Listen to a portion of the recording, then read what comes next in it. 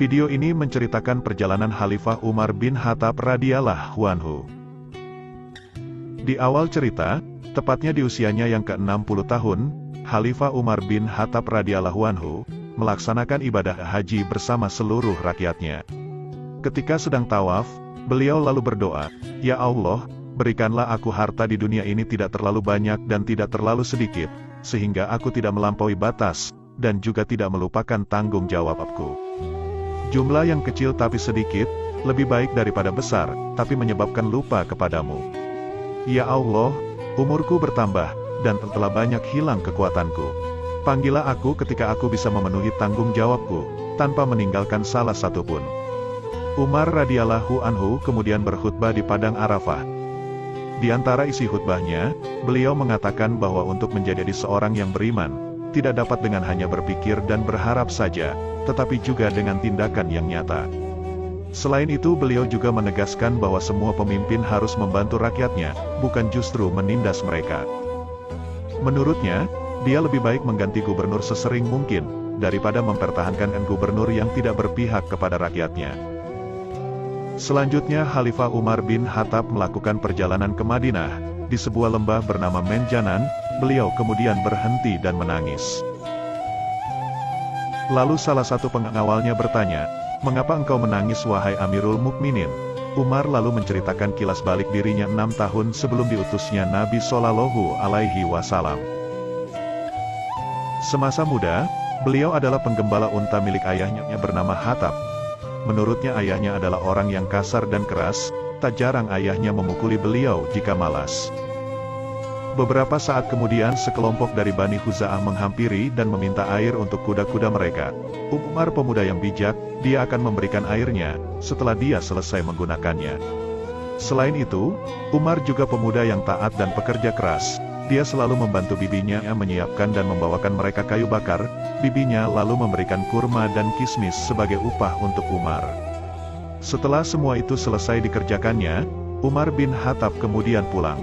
Setibanya di rumah, Khattab ayahnya memarahinya karena pulang terlalu cepat, dan meninggalkan unta-untanya di lembah Menjanan.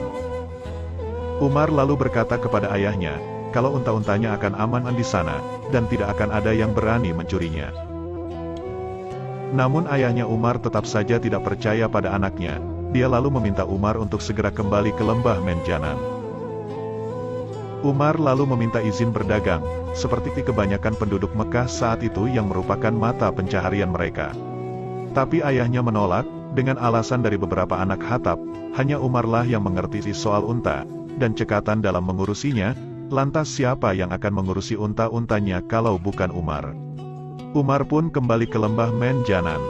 Umar dikenal sebagai pemuda yang bermoral, berwawasan luas, dan pemikirannya berbeda dari orang-orang Mekah kebanyakan. Walaupun saat itu belum masuk Islam, tetapi perilakunya sudah mencerminkan sebagai orang yang berakhlak baik, terpandang, detail, adil dan bijaksana. Dia paling senang membaca syair. Apa yang dia lakukan setiap hari dia tidak pernah mengeluh. Dia mencari pengetahuan dari apa yang dikerjakan, mengambil hikmahnya, dan belajar dari kehidupan. Barang siapa teguh dalam pendirian, tidak akan goyah. Barang siapa takut akan kematian, maka kematian akan menguasainya, walaupun dia lari dengan menggunakan tangga menuju langit. Barang siapa berkecukupan tapi menolak untuk menolong orang, akan tidak diakui dan dikecam. Begitulah sepenggal syair yang beliau ucapkan. Beberapa saat kemudian, Zaid saudaranya datang dan memberikan sejumlah uang sebagai modal untuk berdagang kepada Umar bin Khattab. Pada 2 tahun sebelum diutusnya Nabi Shallallahu Alaihi Wasallam, Umar bin Khattab pergi ke Damaskus menjadi pedagang bersama rombongan kaum Quraisy lainnya. Saat Umar bin Khattab menjadi pedagang, beliau mengedepankan kejujuran dan keadilan. Beliau tidak akan sembarangan memberi diskon, dan tidak pula memberikan harga yang tinggi. Kalau memang itu harganya, dia akan menjualnya dengan harga segitu. Sungguh adil dan bijaksana beliau. Umar bin Khattab bersama kerabatnya lalu berjalan-jalan melihat kota perdagangan Damaskus. Cerita kemudian beralih ke Safwan bin Umayyah. Dia selalu menunjukkan sikap dermawan dan sombong kepada para wanita-wanita cantik, meskipun harus memberikan harga barang jualan milik ayahnya dengan harga yang sangat murah khusus untuk para wanita. Tak lama kemudian dua orang dari Quraizah berselisih terkait jual beli yang dilatar belakangi kecurangan. Di depan Har, ayah Abu Sufyan, mereka saling membela diri. Har kemudian memberikan pembayaran ganti rugi kepada kedua orang tersebut untuk menyelesaikan masalah mereka. Dia tidak ingin kaumnya yang ia pimpin di Mekah dipersalahkan akibat tidak bisa mendamaikan mereka. Umar kemudian mengikuti pertarungan duel di pasar Ukas, keahlian bela diri dan gulat yang dia miliki, dengan mudah mengalahkan musuhnya. Beliau selalu memenangkan pertarungan di pasar Ukas, sehingga wajar jika namanya terkenal dan disegani di kalangan Quraisy Mekah dan seluruh Arab. Abu Sofyan bin Harb, Safwan bin Umayyah, Khalid bin Walid, dan Ikrimah bin Abu Jahal, adalah sebagian dari kawannya ketika muda, dan selalu membanggakannya jika dia menang bertarung. Kemudian tiba saatnya Allah Subhanahu wa Ta'ala mengutus seseorang dari penduduk Mekah sebagai seorang Rasul, yakni Nabi Muhammad SAW, yang membawa kabar gembira dan peringatan. Wahyu pertama Allah Subhanahu wa Ta'ala kepada Nabi Muhammad SAW adalah Quran Surat Al-Alaq. Bacalah, dengan nama Tuhanmu yang menciptakan manusia dari segumpal darah. Bacalah, dan Tuhanmu lah yang Maha Pemurah, Dialah yang mengerjakan dengan pena, yang mengajarkan manusia yang mereka tidak ketahui. Khadijah istri Rasulullah lalu menyuruh Ali bin Abi Thalib, yang diperkirakan saat itu berusia 12 tahun, untuk memanggil pamannya Waraqah bin Naufal, untuk mendengarkan wahyu Allah Subhanahu wa Ta'ala kepada Nabi Muhammad SAW.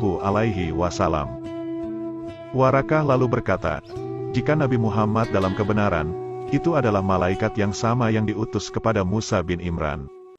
Ia berharap jika dia masih hidup saat kaum Nabi Muhammad mengusirnya, maka dia akan memberikan perlindungan yang kokoh untuk Nabi Muhammad. Karena siapapun yang datang dengan pesan yang sama itu akan dimusuhi. Lalu dia meminta Ali untuk selalu berada di samping Nabi SAW, untuk mendengarkan pesan kebenaran dari Allah Subhanahu wa Ta'ala, Tuhan langit dan bumi. Setelah itu, turun wahyu Allah Subhanahu wa Ta'ala yang kedua, yaitu Quran Surat Al-Mudatsir, sekaligus menutup alur cerita film di episode pertama ini. Semoga cerita film Umar bin Khattab ini memberi manfaat dan menambah kecintaan kita kepada Nabi SAW dan para sahabat beliau. Selanjutnya, nantikan alur ceritanya episode kedua. Wassalamualaikum warahmatullahi wabarakatuh.